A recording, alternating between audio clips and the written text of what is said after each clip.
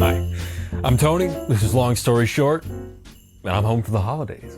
Specifically, Christmas and New Year's. So, Merry Christmas and Happy New Year's. If you're celebrating something different or are watching this at some point in the future, I hope you're enjoying whatever you've got going on right now. Seeing family and friends at home, lots of gifts are changing hands. It's a wonderful time. But you know what isn't wonderful? The flu. Right now, it's around -7 degrees Celsius outside, 19 Fahrenheit, and if there's one thing I've learned to associate with this kind of cold, it's flu season. Everybody's home for the holidays, and if just one person at one gathering is infected with a virus, well, they've got countless little viruses replicating within them, and assuming it's something like the common cold, well, they're practically oozing with the stuff. Anyone they come into contact with can catch the virus themselves, and in turn, those people will spread it further. Before you know it, it's January, and everybody knows somebody who is sick. Tenacious little replicators spreading from person to person. Infected populations growing out of control. If that freaks you out a little bit, then I've got news for you. Because physical viruses aren't the only viral agents out there. Right now, you are absolutely saturated with infectious things, and they're all in your mind.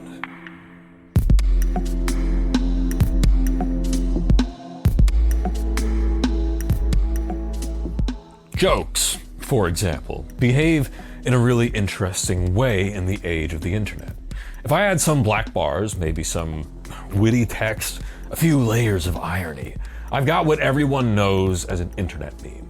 These suckers can explode in popularity. Older internet explorers would recognize early examples like the dancing baby or that Numa guy. They spread so much that I'm sure many newcomers have heard of them as well. Videos like Gangnam Style have been viewed well over 1 billion times, amounting to many thousands of years of viewing time. These ideas spread around and saturate the internet, to the point that even really abstract gags can have massive audiences.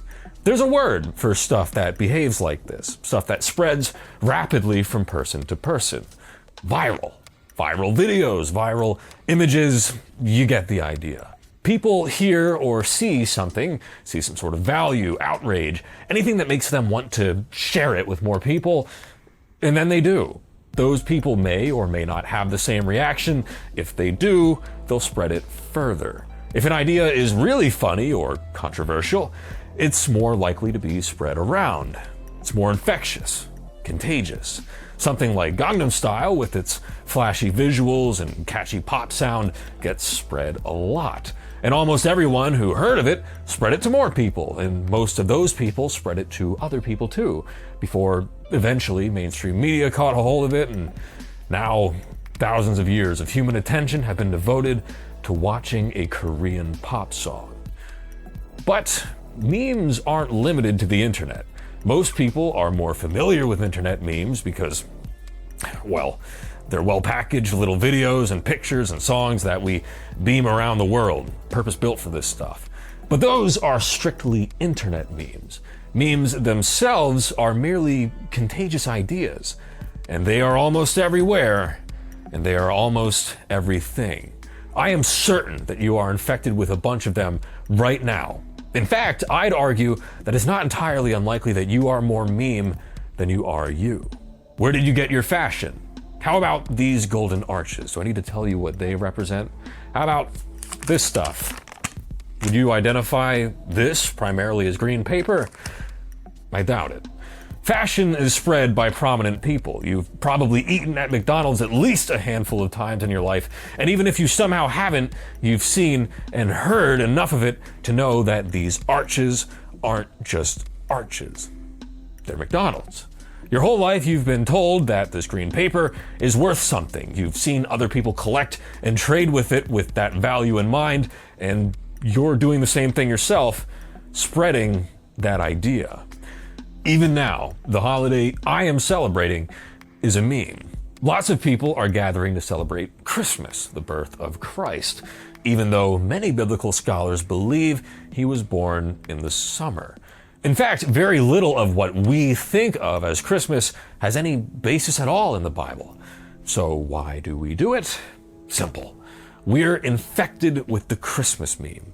The meme was spread to us as something that takes place on December 25th with trees and wreaths and presents, and every year we spread that same idea to others. The memes go deeper though. The process I've described affects almost every human idea. It's one of infection, replication, and transmission.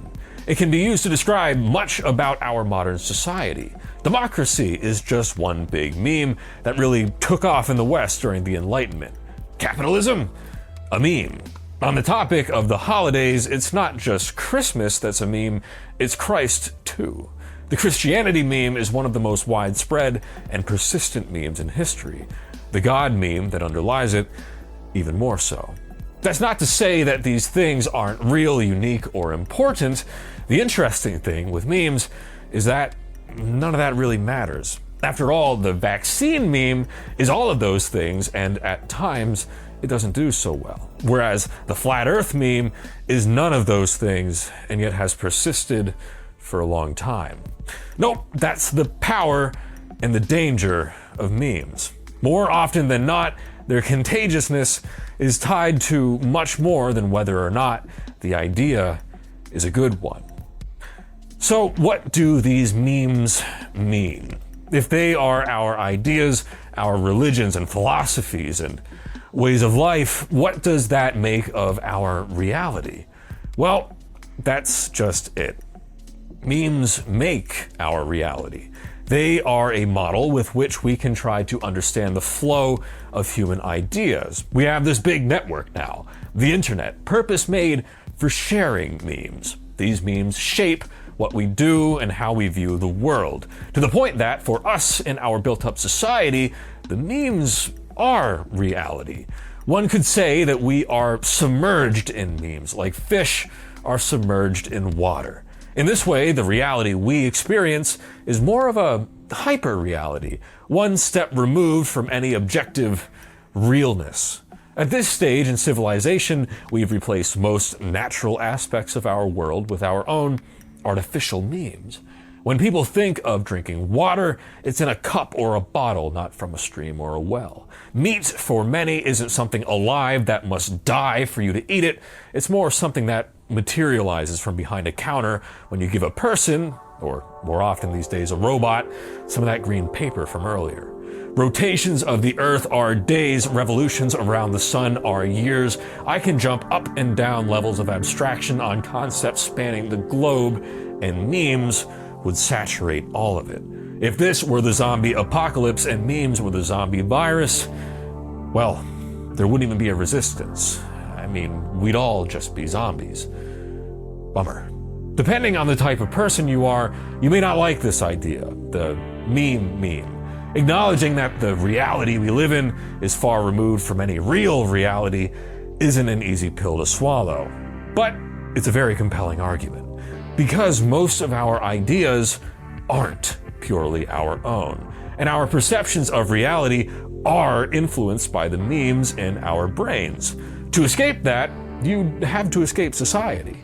And even then, your brain would still be an oozing ball of contagious memes. But I wouldn't say this is a bad thing. It's kind of a thing. It's just how ideas spread. We couldn't stop it if we tried. Additionally, living in a world where we shape our own reality could be pretty cool. It just puts the responsibility for making it better on our shoulders. Memes are everywhere and everything, but they spread through people, even if most aren't really aware of it. So, the next time you're spreading a meme, maybe by telling your friends to get vaccinated for the flu, or by sharing some flat earth conspiracy theories, remember that you're spreading a contagion that shapes reality. We can use our memes for good, and we can use our memes for evil, or passiveness, or entertainment, to get smarter or to hide from our problems, even to cover them up. We can't separate ourselves entirely from memes, but we can choose which ones to let in. For example, if you hear a story about someone or something that you do or don't like, you can choose to verify it, or you can buy into it and spread it right away. There are no brakes on the meme train, but the choice, at least now that you know, is yours.